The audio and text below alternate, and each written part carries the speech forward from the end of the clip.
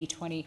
As I said, the passage of this bill will ensure that this government can respond quickly and adequately to the findings of the Aged Care Royal Commission when they are tabled in the very near future.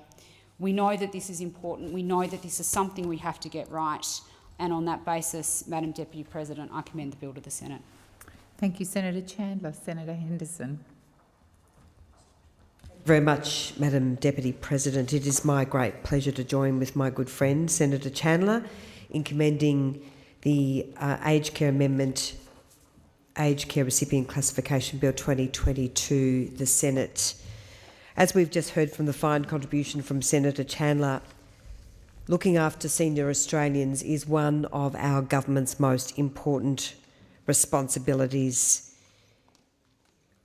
We announced the Royal Commission because we understood that not everything is right about aged care. But we took the action, Madam Deputy President, required to give Australians faith that this government takes our responsibility to senior Australians incredibly seriously. And where there are cracks in the system, we are not going to tolerate it. We are not going to stand by and see the care of any Australian, particularly any Australian in an aged care residential facility, compromised in any way. And we do have a very strong regulatory framework. That's incredibly important. Aged care residential providers have got very strong obligations under the law, and there is no doubt that some aged care providers have not complied with the law in all respects, and that is simply not good enough.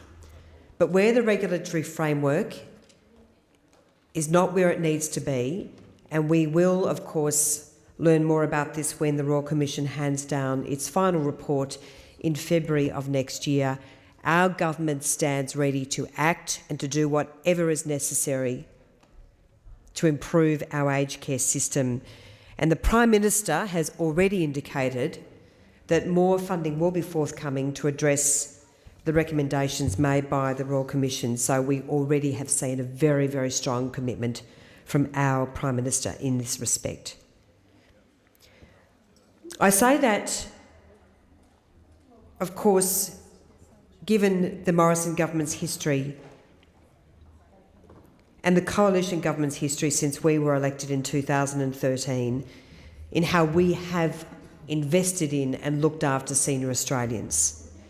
Because the fact of the matter is the Morrison government is delivering record investment across the aged care system over the forward estimates from $13.3 billion in 2012-13 under Labor, growing to $21.3 billion in 2019-20, and it's estimated that funding for aged care will grow to more than $27 billion in 2023-24. So that's on average $1.1 billion of extra support for older Australians each year over the forward estimates.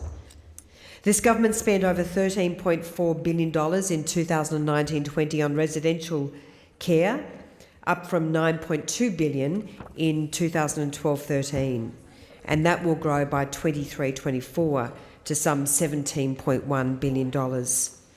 So we can see, based on our level of investment, the commitment of this government. Thank you, Senator Henderson. The time for this debate has expired and you will be in continuation. So I will now move to notices of motion. Are there any notices of motion to be given for another day?